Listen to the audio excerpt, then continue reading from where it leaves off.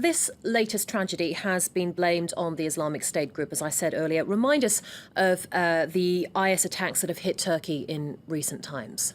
Well, this is the fourth major attack blamed on ISIS this year. There were major bombings in Istanbul, which is the commercial and tourist center of Turkey, in January and March of this year, both carried out by suicide bombers.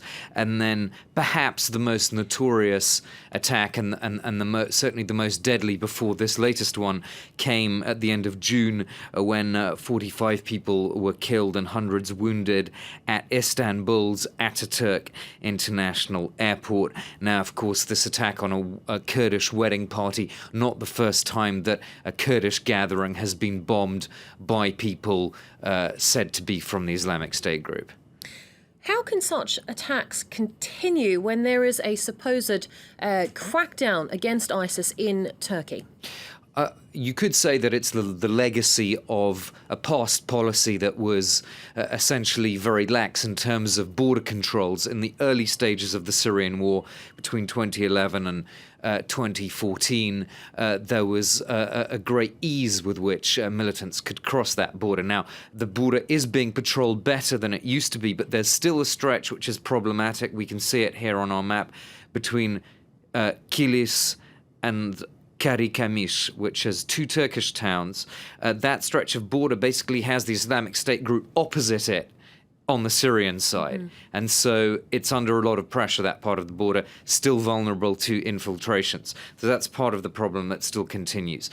The other aspect is how Islamic State suspects have been able to go undercover inside Turkey itself. And despite the fact that the border, as I said, is now better policed, historically, Islamic State suspects have been able to take advantage of legal loopholes in Turkey, which has made them, which has allowed them to evade arrest.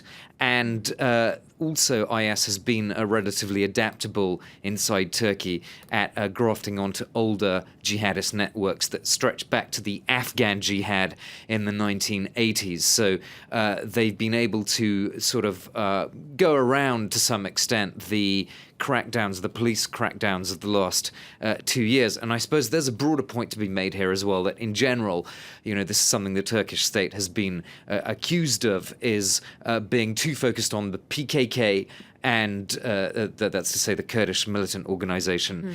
And of course, it's also been bogged down by the Syrian refugee crisis, which is not entirely its fault by any means. Those two things have, in a sense, precluded it from coming together and sort of hammering out a coherent legal and military strategy against ISIS operatives inside Turkey.